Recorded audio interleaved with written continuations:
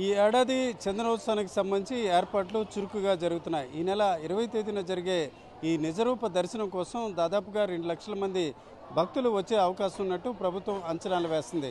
దీనికి సంబంధించి గతంలో జరిగిన అనుభవాల రీత్యా కొన్ని ప్రత్యేక చర్యలు తీసుకున్నారు. ముఖ్యంగా చూసుకుంటే గతంలో చూసుకుంటే క్యూ లైన్లో చాలామంది భక్తులు ఒకేసారిగా నిలబడడం, తొక్కిసలాట్ల సంఘటనలు జరగడం ఇట్లాంటివి జరిగాయి. కానీ ఈసారి అలాంటి పరిస్థితి లేకుండా భిన్నంగా ఒకేసారి 20,000 మంది ఒకే క్యూ లైన్లో వెళ్తూ, అంటే దాదాపుగా మీరు చూడొచ్చు 5 క్యూ లైన్లను మెయింటైన్ చేస్తున్నారు.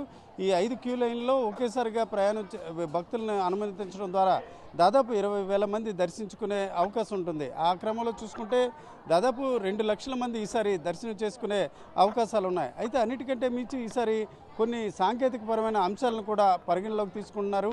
టికెట్లను 70,000 వరకు 70% వరకు కూడా పూర్తిగా ఆన్లైన్లో, అలాగే 30% ఆఫ్లైన్లో ఇవ్వాలని నిర్ణయించారు. అయితే గతంలో చూసుకుంటే కొన్ని టికెట్లకు సంబంధించి నకిలీ టికెట్లు ఇట్లాంటి అంశాలు ఉన్నాయి. ఈసారి చూసుకుంటే ఖచ్చితంగా క్యూఆర్ కోడ్ను అమలు చేస్తున్నారు.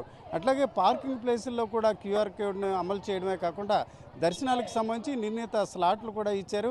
ఏదైతే టికెట్ తీసుకున్నారో ఆ టికెట్పై ముద్రించిన సమయానికే భక్తులు క్యూ లైన్లో వచ్చే రకంగా కూడా చర్యలు చేపట్టడం ద్వారా ఒకే చోట భక్తులు ఎక్కువసేపు ఉండే అవకాశం ఉండదు. అలాగే క్యూ లైన్లో భక్తులు స్టాగ్నేట్ అయ్యే పరిస్థితి కూడా లేకుండా ఉండే అవకాశం ఉంది.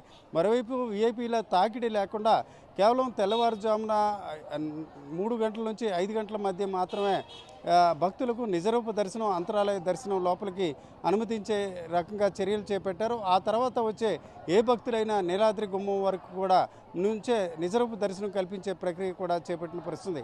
మొత్తానికి చూసుకుంటే గత అనుభవాల రీత్యా కొన్ని ప్రత్యేక చర్యలు తీసుకుంటున్నారు. ఆ చర్యల్లో భాగంగా క్యూ లైన్లో ఎక్కువ సేపు భక్తులు నిలబడకుండా త్వరితగతిన దర్శనాలు జరిగే రీతిన చర్యలు చేపట్టారు.